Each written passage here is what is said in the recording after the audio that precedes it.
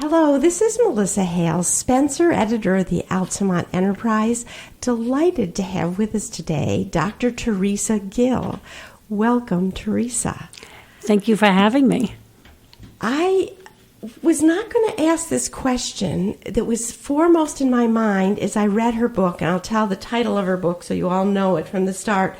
Women Who Were Sexually Abused as Children, Mothering, Resilience, and Protecting the Next Generation. Because the first thing I wanted to know was, how does this woman do this? And she says right in her introduction that people ask her that all the time, but for her, and you can give us your answer. A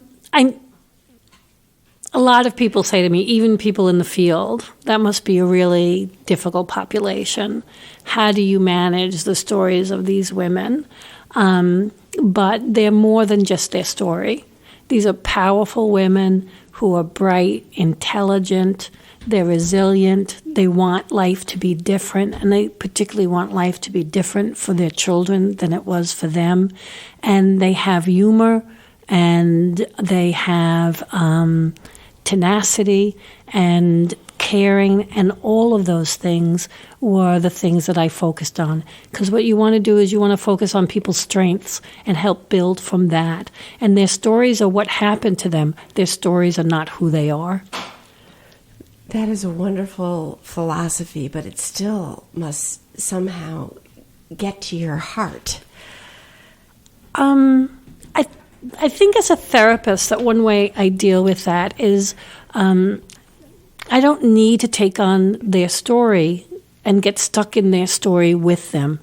What happened in terms of why they got hurt was because there was nobody there to help them after the incident. There was nobody to tell and nobody to talk to. There was nobody to stop it from happening again. And so my job as a therapist is to be able to listen and be a witness that's non-judgmental, that doesn't criticize them, that is present for them and unconditionally, and also help them to separate that their story is not who they are. Because a lot of the shame that survivors feel is the shame related to what happened to me was bad, therefore I am bad, and something is wrong with me. And so to move them out of that is to help them bring words, sometimes for the first time in their lives, to their experience. So once they can bring words and they can kind of see their experience objectively, then they can begin to work with it and work through it. Well, time and time again in the book, you coax these women to tell their stories and relive the horror they went through so that they can control it and go forward as a healed person. Mm-hmm. And one of the things that struck me that you wrote in your book was this idea that there's this veil of silence. You wrote, "This book unravels the veil of silence." And could you just talk a little about that? Because I think you're right.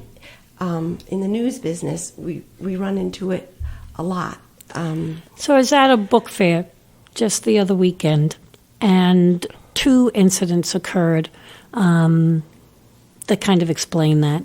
One was that a woman came up to me, she was in her 70s, and she says, and it's in a whisper, "I want to thank you for writing this book, and I want to thank you for giving the title that you gave it. And this was my experience, and I wish it was around 30 years ago when I was raising my children." She says, "It's still too painful, so I'm not going to be able to read your book, but I just wanted to thank you." About an hour later, a couple came over, a man and a woman, and the husband started talking to me and asking me questions, and his wife did an about face and walked away. And I didn't know what that was about, but I noticed it, and I continued to talk to the husband. And again, in a whisper, it was, she's a survivor, and she's having a really bad day. It's too painful for her to deal with. He later came back about an hour later and brought the book for his wife and said, my hope is that she can contact you if she has any questions. And I said, well, the book is the first place to go, because as much as their stories that are difficult to listen to. As one of the people who did a summary of the book, they said, expect comfort. So there's comfort in that too. So it's not just stuck in the stories, but it's talking about how to gain relief and how to move forward. But I just thought it was interesting to go back to the book fair, how they were still whispering to me, as if it's still a secret and we can't talk about this. There is something in society when the victim somehow gets blamed and they don't engage them anymore. They see them as the horrific incident, and they tend to objectify the person, and they kind of separate from them. So not to have isolation and to feel like they're normal and to be able to engage in the world, they don't discuss it, which just furthers the trauma in their lives and the repetition.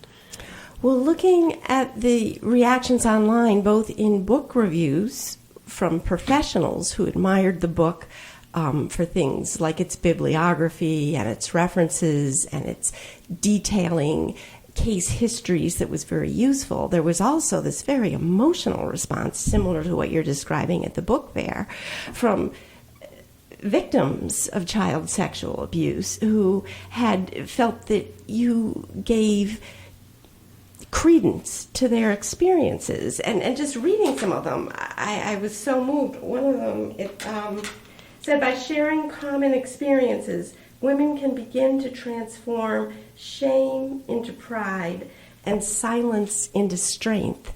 And I just wonder if you have any thoughts on what people that aren't skilled therapists like you are, people who aren't professors that teach this, just kind of everyday people, because all of us, I'm sure, run into others who have had these hidden horrible experiences. I mean, what kind of advice is there for society in general to be able to respond in a good way? Well, 1 out of 4 women are sexually abused before the age of 18. There's probably about 21 million moms in the United States. So this is not a small population. This is a huge population. When I was doing my research for the book, there are about 18 articles in the last 25 years. So this is scholarly articles written on this subject. But who reads scholarly articles? You know, people have to do research papers in a doctoral program or in the master's program and other people in the field. But those articles really don't get to the regular population. But this is the first book that's written for them and about them. So my hope is that the book is able to put words to help describe the experiences of these mothers. In terms of the best thing that we can do, so when I asked women, how did you survive? For every single one of them, the major way that they survived their childhood, and it's always a good question to ask somebody who has been through a difficult childhood, and they all said, I had somebody that I knew loved me. I had somebody that I knew was out there. So even in my darkest times, even when I was like sinking into a hole, the light that kept me alive was the thought of that person that was out there. One woman only saw her aunt once a year for a week. She lived on the East Coast. Oh, the one in California, yes, where she would visit and go out to restaurants. And yeah. And her aunt, she knew her aunt loved her. And that her aunt would, buy her clothes and take her to restaurants and watch movies with her and was kind and gentle. And that's the image that she kept alive. And over and over again in my practice and the interviews that I did with mothers, that's the story that they told. It was either a grandmother or a mother or a sibling, or sometimes it was a neighbor. They would find a buddy, and that buddy's family became their second family. That's where they went to hang out. That's where they engaged in the world. And they tried not to go to their own dysfunctional homes. So being somebody who can be present. I know that in our culture, we don't have basic communication skills. just to get somebody to listen to you for 5 minutes, to really be present for you and to hear what you have to say and to get it on an intellectual and also, more importantly, on a heart level, and have the intellect and the heart connected while you're bearing witness to somebody's story, that in itself is healing. If survivors had that when they were younger, they probably wouldn't have been traumatized. The trauma is that nobody was there. The trauma is what happened. The second part of that trauma that escalates the symptoms is that nobody was there to hear them, nobody was there for them to share their story, or for them to even get protection. Yes, this part about heart I find really fascinating, because you write in one part that you were asked to be on a panel of experts, and you went to the library, and you found, as you just said now, no real literature on this subject, and you took this courageous move. You decided you were going to speak in this setting of academia from the heart about what it is you have to feel as a therapist to make that work. Could you just tell us a little about that? There's now more research on that, but going through school and getting my master's and then my PhD, it's supposed to be an intellectual process. So you have to be careful with things like transference and countertransference, and you're not supposed to get too attached to your client, and you're not supposed to be feeling too deeply for them, and that if you have a strong connection, you need to be thoughtful about that, because what needs are you getting met via that client? So you're supposed to be going in and kind of like being a cold slate, listening to their story. But what we know now is that doesn't heal. You really need to have compassion, and you need to be able to have your heart open. Our clients know when it feels safe. And in order for you to feel safe emotionally and physiologically, because now we have lots of studies to show that the body needs to feel safe. And one way to do that is to be connected to your own, as a therapist, to be connected to your own body, to be connected to your own physiological arousal. So if you know that you're being stressed or that you're being triggered, you need to calm yourself so that you can be more present. And unless somebody feels compassion from the person who's bearing witness, there's no safety, and they're not going to be telling you their full story, and they're not going to be able to heal. So that relationship issue is critical. And it's critical whether it's a therapist or whether it's a family member or a friend. And we need to be able to develop more relational skills in our country, and skills around compassion and empathy and how to do that. The problem is that if you haven't had compassion and empathy for your own story, it's hard to display it for others. And the numbers are just overwhelming. I looked up something, it was posted on the Psychology Today website that you had written, and it was, I think, the Centers for Disease Control had done a survey of children who had they're called, what are they? Adverse childhood experiences. ACE, adverse childhood experiences. And the numbers were just stunning. 2/3 of the population that was studied for the survey had at least 2 check marks in these categories. And that means there are more of us who have these traumas than there are those who don't.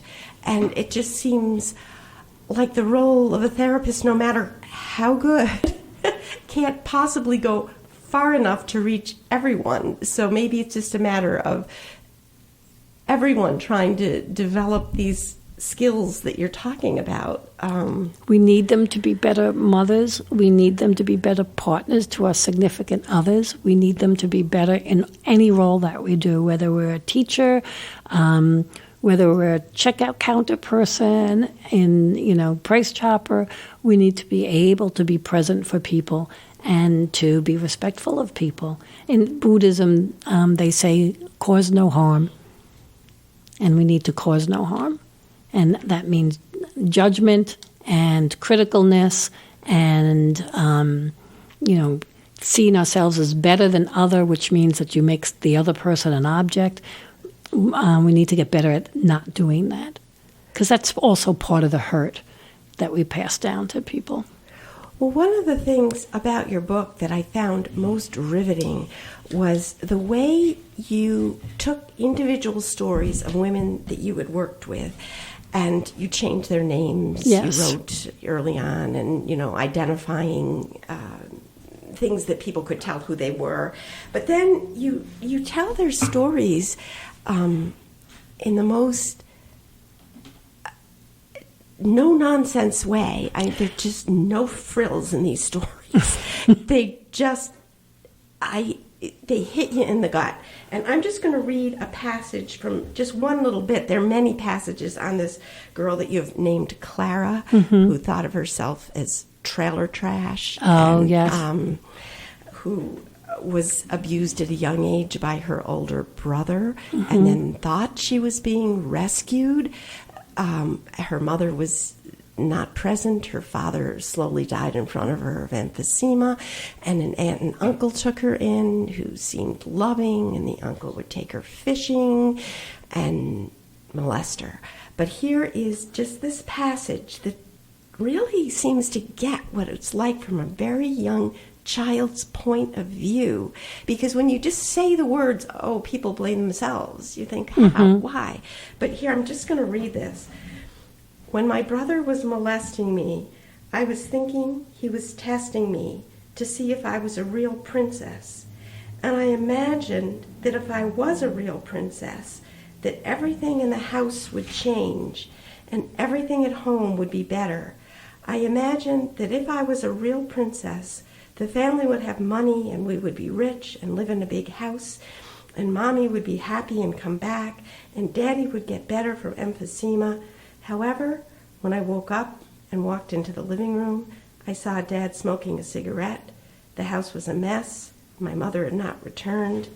At that moment, I realized I was not a princess, and I was not going to be able to save my family.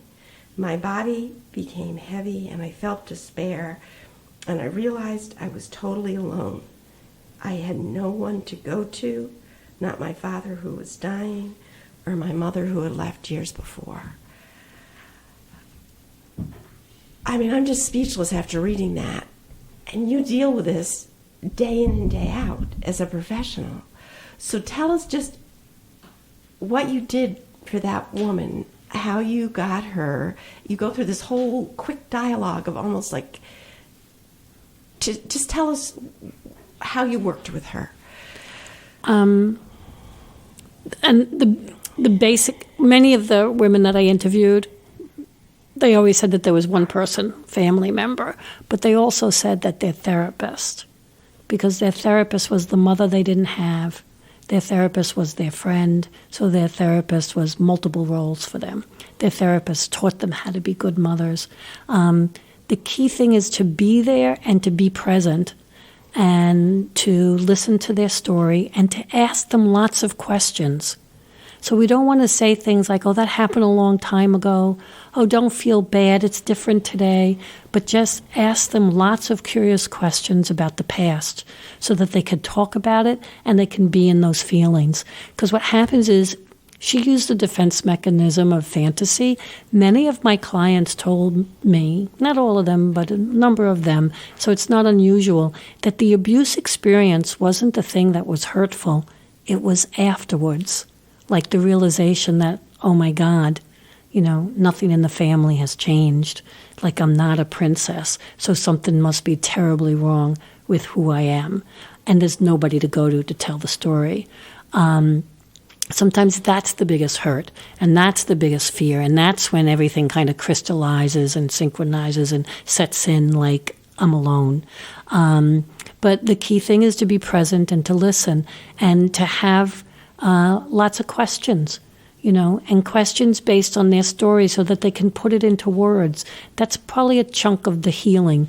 Then there's other types of healing like having to deal with the emotions. So the kind of therapy that I work with is to help people have the emotions that they didn't have. So what they talk about is the pre-trauma, before the trauma, the trauma incident, and then the post-trauma.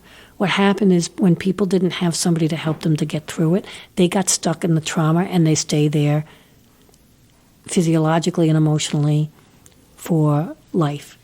And so what you want to do, and then they reenact it, because then their worldview and their perception becomes where they're stuck in that trauma. So what you want to do is be present for them during that period, so they can have the emotions and they can have the relationship that they didn't have, so that they can move past it and move through it.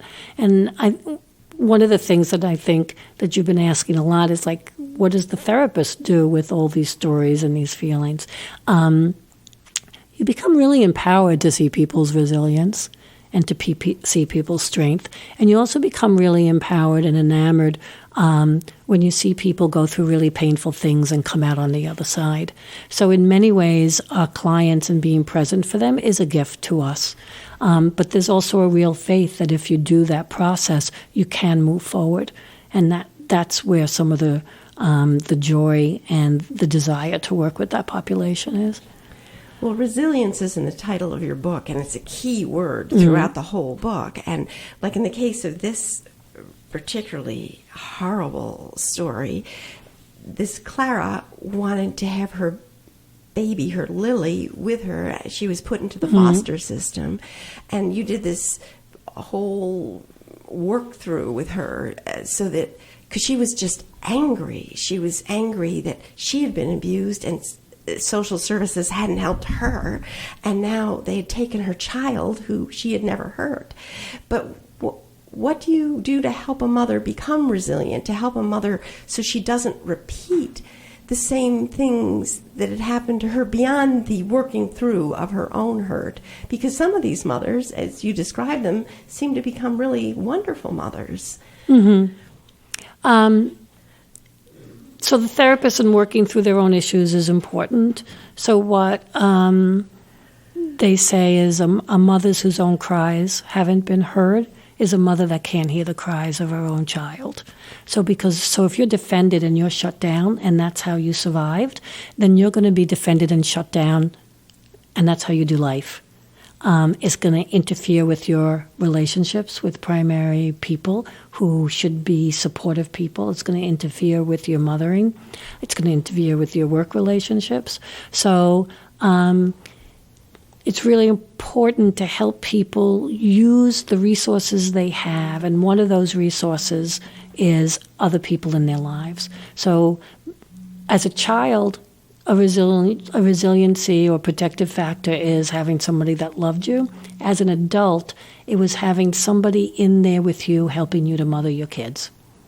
So if we can foster those relationships. However, if you don't have really good communication skills, if you don't really have a model of a good relationship, it's going to be more difficult to do that.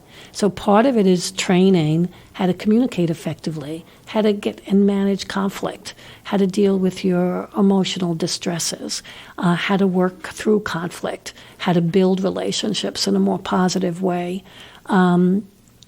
A number of the mothers also said that not only did they want therapy for their own issues, but they wanted really concrete examples of how do I manage this mother-child situation, or how do I manage that, and what do I say? They really don't have the skills. They don't have a model. So having really concrete information on parenting and developmental expectations of your own children was really helpful to mothers. So having parenting groups for mothers is really important because they want the concrete skills. Sometimes it takes many years to work on your own issues, and kids grow up fast. So you want to make sure that they have the skills necessary to maneuver day to day. So building relationships with core people, family members and friends, taking parenting and education classes, having communication skills. The therapist helps to model that true in their interactions and how to get through problems and stuck places. So giving them those skills is really helpful. And again, these things that I'm saying don't come from me. They came from the mothers that I interviewed in terms of what helped you be resilient. And those are the things that they had said to me. I'm just curious, and I judge from the dedication to your book, which is to your parents, that you had a very warm and loving family yourself growing up. I'm just curious how you came to this kind of work. What path did you take that led you, first of all, to psychology and then to this particular field or need? Well, both my parents were immigrants. My mother was from Ireland and my dad was from Venezuela. They had 9 children. They were kind of liberation theologists, so they identified with the poor and with those people who were underserved and underprivileged. My dad was a social worker in East Harlem with the Hispanic population and doing things like grassroots organizing and working with community building and working with families in East Harlem. And my mother was also part of the civil rights movement and the feminist movement. So, and they also did a lot for the poor. Then later my dad became a deacon and worked with the migrant workers. I was named after Mother Teresa. She was a personal family friend. And so there was Really? Wait, we have to stop there. Tell us about Mother Teresa. I mean, how did she become a family friend? Well, my aunt, Eileen Egan, worked for Catholic Relief Services overseas internationally, and she met Mother Teresa in the 1950s and became her liaison for about 30 years. And my aunt introduced her to kind of to the world because she brought her to the different countries to set up the home for the dying in different countries and to set up the Sisters of Charities in Mexico and other parts of Europe. She's written about 3 or 4 books about Mother Teresa and was her personal friend. So when I was born, and I'm not saying when, I was named after her. So she had been a family friend and had come to visit us when we were in Woodside and in Flushing in New York. And I would visit her when she would come to the United States and stayed with my aunt in Manhattan. But my aunt walked down with her to get the Nobel Peace Prize when she received that. So that was a big model about how it's really important to deal with those who are underserved, those who are underprivileged, and to be able to have empathy and understanding, compassion for those who do not have. Also, the Catholic worker movement. My parents were very much involved with that, with Dorothy Day. Again, working with the homeless and those that are underserved. In fact, we spent our summer vacations at Tivoli, New York, which is the Catholic Worker Farm, and my aunt was the editor of the Catholic Worker magazine. So lots of messages, lots of models. My dad and mom and entire family was very involved. They were conscientious objectors. And my aunt wrote, she wrote for the United Nations the policy that they use now under conscientious objection. So from a very little girl, I learned that it was important to think about others. So I don't know if I had any choice, but I was becoming a social worker, whether I thought that was my own idea or not.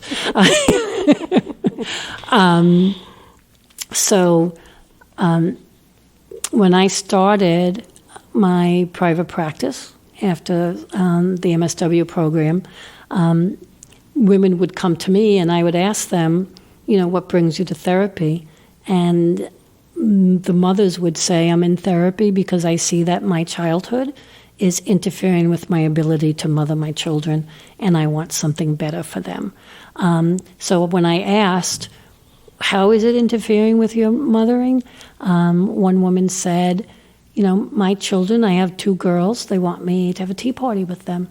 And they set up the table and they get all dressed up and we have the tea and the cookies. And I just sit there in that chair, numb and frozen. I don't know how to play. I don't know how to be spontaneous. And when I was younger, it was important to be invisible. And here, I need to be a good mother and I need to be visible and spontaneous. Those are all signs of danger for me because that's how I grew up.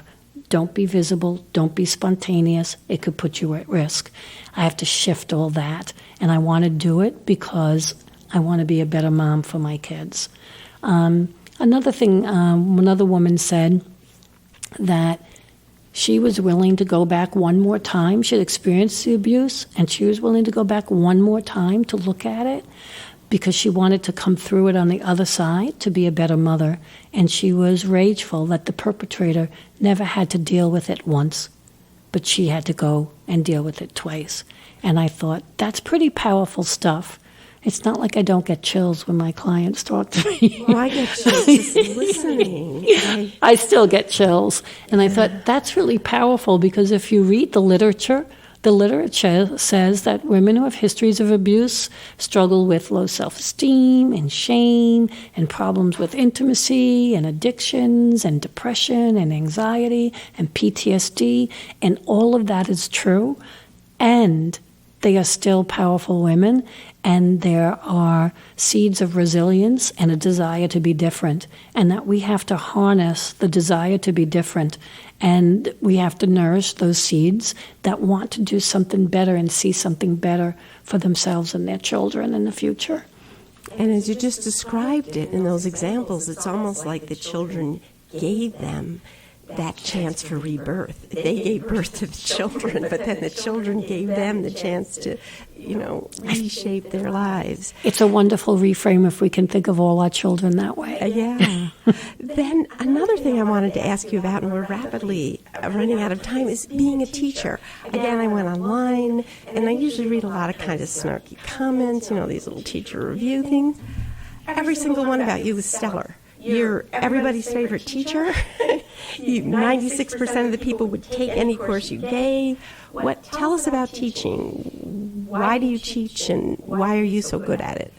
Well, the only way you know you're good at something is somebody tells you. And my students do tell me that. I love my students. And I don't put on airs with them. And I don't play. play. They say you're a hard teacher. It's not that you're an easy A. It's no. You require in-depth reading. You require class presence. So what is it you do? Well, I work to build resiliency. I know a lot of my students are first-generation college students, and that they need mentors, and their puppies are only 18 or 19. They just graduated from high school. So I do a lot. In the resiliency literature, relationship is key. And in order to be successful in school, you need to be in relationship with other people. So I build relationship in the classroom, and I abridge to myself. I don't put myself in the role as teacher. I have something to say, and they can take the information or not take the information. And what they say is that they feel that they can talk to me, that I'm approachable, that they can laugh with me, and that we can have these very fluid, spontaneous interchanges in class. Humor, I think, is really important. I try to bring this information into the classroom, like talking about ACEs. My students really appreciate that. I mean, it's one thing to talk about Freud's theory, but if they can't apply anything to their life, then it's kind of meaningless intellectual information that doesn't really help them to grow. So I try to bring a lot of stories into the classroom, and the stories, hopefully, are stories that they can relate to, that can help them feel connected to the information. So that's primary way. But I do things like hold study groups. They're more informal. We do note cards together. We talk about silly things like girlfriends and boyfriends and parents and other teachers, and I bring cookies, and we just have a model for studying, and a model for studying in a group, because learning is difficult. So make it as pleasurable as you can. And doing that, learning is, I think, is more pleasurable when you can do it within a group of other people. So I think that's one reason why they enjoy the class, but I also I do love them. I just see them as my puppies. I tell them my daughter left me, and she's not coming back home. She's living in Manhattan, and I keep trying to get her to be close to me. I said, but so now you're all my children. How lucky you are. And I said, that should scare you enough. but come to my office hours anyway. Well, what I hear is a common theme, I'm trying to wrap this up, it's so hard, is your rock bottom belief, whether it's in therapy, in the classroom, helping these women who have been abused, is relationships, not just with you, but in finding other people, study groups, support groups, and our society today, from my perspective, is just becoming so much more insular, with people sitting in front of screens all day and, communicating not with someone directly. I don't know if you have any closing thoughts for us, but that was me trying to wrap up the last half an hour. I do Erik Erikson's stages of development, social, emotional development from birth through old age. And what I say when we get to the old age part is another story. In fact, I say, story time, put down your pens. So the story that I give them about that is that in old age, when people reflect on their lives, they don't say, oh, I wish I would have gotten that 4-door Mercedes versus the 2-door, or I wish I, could have made more money. What they say is, I wish I could have spent more time with the people that I loved. I wish I could have shared more experiences with the people that I loved. I wish I could have said that I loved them more and had more terms of endearment and positive interactions with the people around me, my family, my children, my friends. So if we can use that as a lesson about how to live our lives, that would be a really important thing to learn.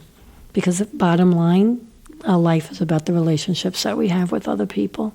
And the more that we can build community, the happier we will all be. And the more pleasant the life experience would be. Thank you, Dr. Teresa Gil.